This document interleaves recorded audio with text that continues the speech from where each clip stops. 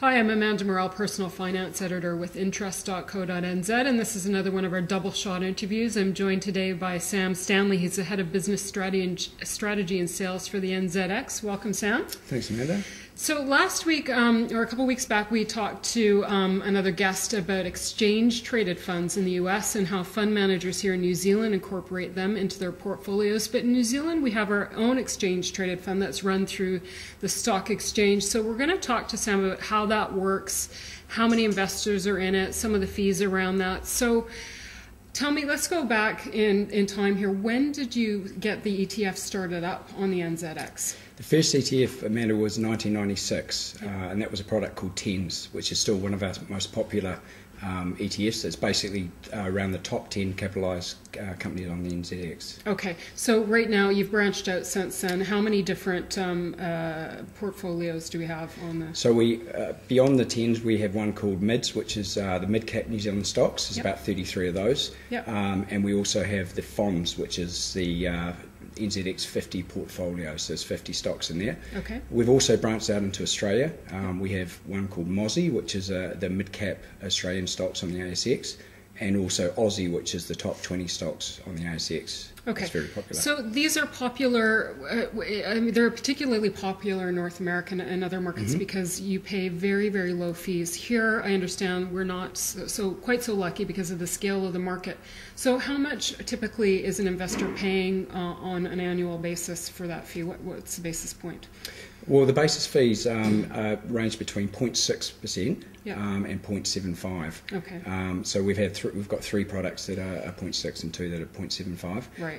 You're quite right about the scale. It makes a big difference. We'd like to bring those rates down if possible. Once the funds under management grow beyond a certain amount, we should be able to do that. So in the States, for example, and in Australia, typically you may have around sort of 0.25 or 0.3. So we're paying about double. Yeah, and the first ETF that ever was launched was 20 years ago, and it's the famous S&P 500, the SPDR, that was launched by State Street. Now that's actually 0.09 basis points. It's the most liquid contract in the world. Still 16% of the overall ETF market. It's a massive contract. But because it's so big, they can afford to bring those fees down. Okay, well, relative to some other managed funds out there, so the general rule you hear is around 1%. Yep. So there's still value in an ETF in terms of fees for a New Zealand investor, in your opinion? Absolutely. I mean, the fee, 0.6, for example, it may sound high compared to offshore offerings, but the reality is a lot of them offshore are around 0.5 or 0.6 anyway, right. But you're quite right. Compared to alternative investments, someone trying to actively trade and outperform the market, you may be paying 1, maybe 2%. Right. So 0.6 is pretty low cost, and that actually encompasses all of the costs. So it's very transparent. That's basically all our fees, which are brokerage, custody, registry fees, etc. Yep. So it's a pretty reasonable amount. So these are self-directed. You don't have to go through a broker. You go directly through the NZX and just walk me through the process. Yeah, you can do. Yeah, absolutely, Amanda. You can apply to the NZX directly to Smartshares and basically fill out an application form through our investment statement. That's pretty straightforward.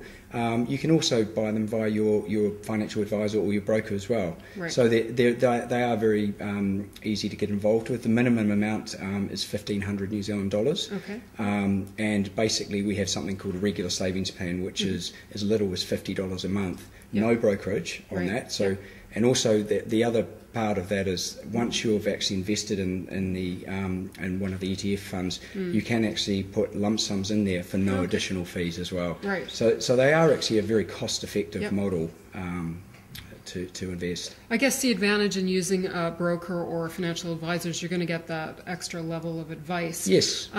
Is there any sort of basic advice that the investors would get just through the New Zealand Stock Exchange before they buy into it? No, they wouldn't actually, Amanda. So that's the risk they face. Yeah, that's right. And certainly financial advisors, people should talk to financial advisors in many instances. These products may suit certain people who just want to passively follow an index, which is fine. And if they understand that, then they probably don't need additional guidance beyond there, but certainly talk to your financial advisor or your broker.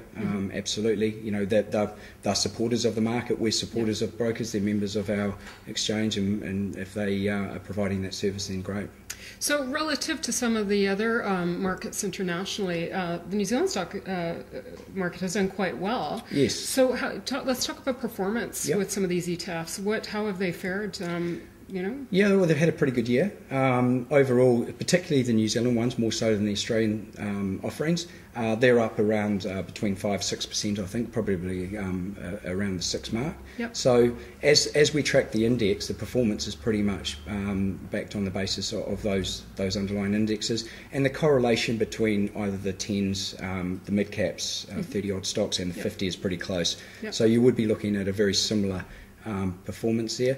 The only difference with ETFs and the actual underlying index is occasionally you will have something called a tracking error, which may be a small difference between the actual replication of the composition of the stocks and the actual index. It's very small though. Okay.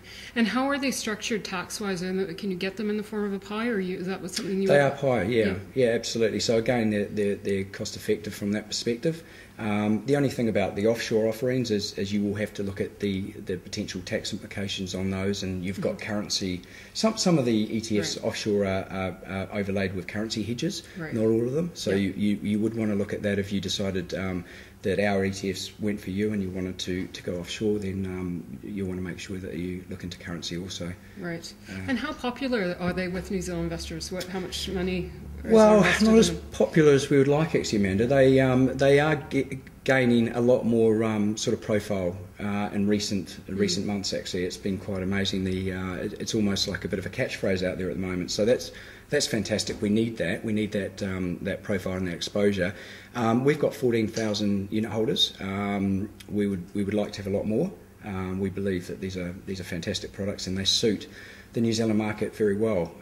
They're sort of low fees, very transparent, and the main thing really that we always look at is diversification.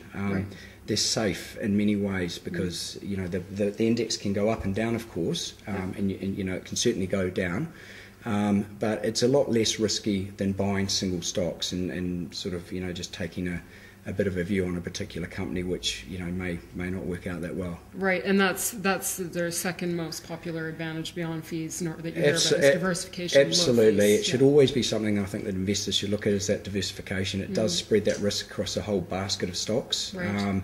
The only way you can counter that really is if I bought one stock and it went up and it doubled in price, I wouldn't get that in an ETF. That's true, but if it also went out of business, then you would be buffeted or secured with the other stocks, so that balances out nicely. What do you think is the reason behind their being not as popular as they would be in other markets? I think there's a number of reasons actually. I think we need to take a little bit of responsibility for that.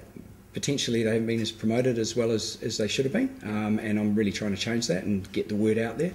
Yep. We don't have a huge distribution network at the NZX. We rely on others beyond our own marketing and advertising efforts to spread the word, and possibly some of that comes down to some of the advisors or some of the brokers not favouring our ETFs. But I think a lot of it comes down to activity. If you're an advisor and you've got clients that you feel comfortable in actively managing their portfolio, you're probably going to earn more on that than you are. So it's in their best interest not to be selling it so much? I think sometimes, but I really don't mean that in a cynical way, because I think that things are changing a little bit anyway, and people are prepared to pay fees for management of portfolios. So, if you have an advisor and you are paying them a certain percentage for that funds under management, and that is happening a lot more, then great. There's no reason why we shouldn't get more following through the advisor and broker network. Yeah.